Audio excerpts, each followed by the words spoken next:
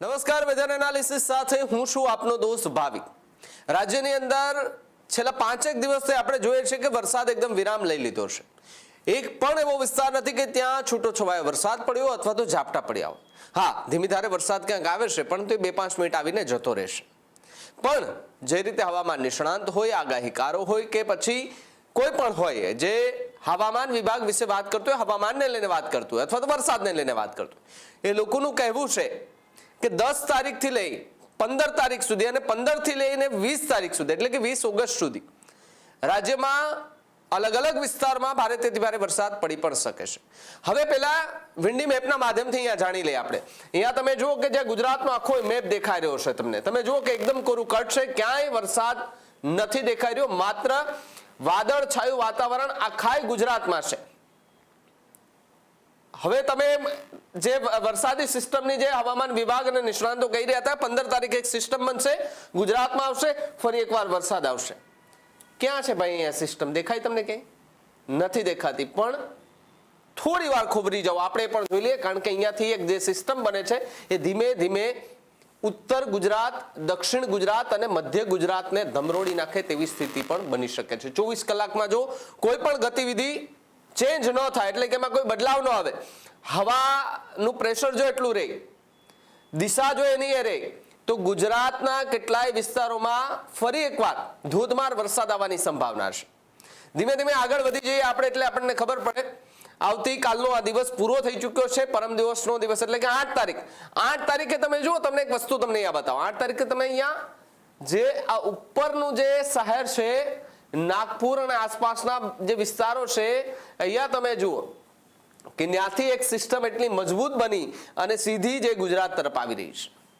ક્યાંથી આવી રહી છે એ પણ તમને કહી દઉં। તમે જુઓ કે અહીંયા આ કચ્છનો વિસ્તાર, અહીંથી સીધી બોર્ડર એટલે પાકિસ્તાન, પાકિસ્તાનમાં પણ અત્યારે કંઈ નથી, પણ રાજસ્થાનથી જે સિસ્ટમ બનશે લગાતાર ગુજરાતને ધમરોડી નાખશે। જો આ સિસ્ટમ મોટી બને છે, હવે તમને અહીંયા રેડ કલરનું ટપકું દેખાય છે, આ જો રેડ કલરનું ટપકું, હા, આ જો સિસ્ટમ મોટી બને છે તો આખાય ગુજરાતને ફરી એકવાર ધમરોડી નાખે એવી છે।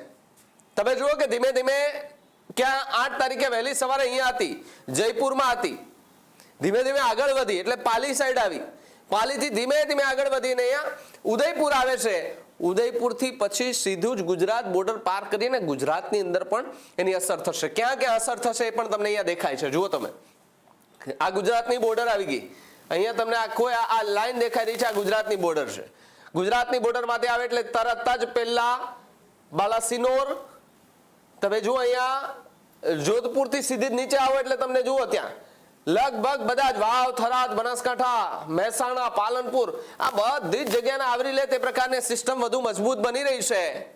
પણ આખા ગુજરાતમાં ને ખાસ કરીને જે અહીંયા કચ્છનો જે વિસ્તાર છે દરિયાકાંઠાનો, ત્યાં એટલો વરસાદ ન પણ પડી શકે।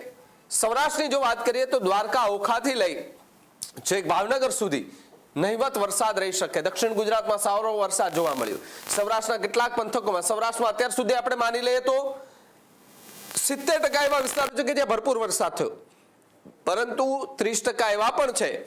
કયા કયા વિસ્તાર? તો કે ઓખા, જામનગર, દેવભૂમિ દ્વારકા, પોરબંદર, આ વિસ્તારમાં હજુ સુધી વરસાદ નથી પડ્યો, મતલબ જોઈએ એટલો નથી પડ્યો કે જે વાવણી થઈ હોય અથવા તો વાવણી લાયક વરસાદ હોય એટલો નથી પડ્યો।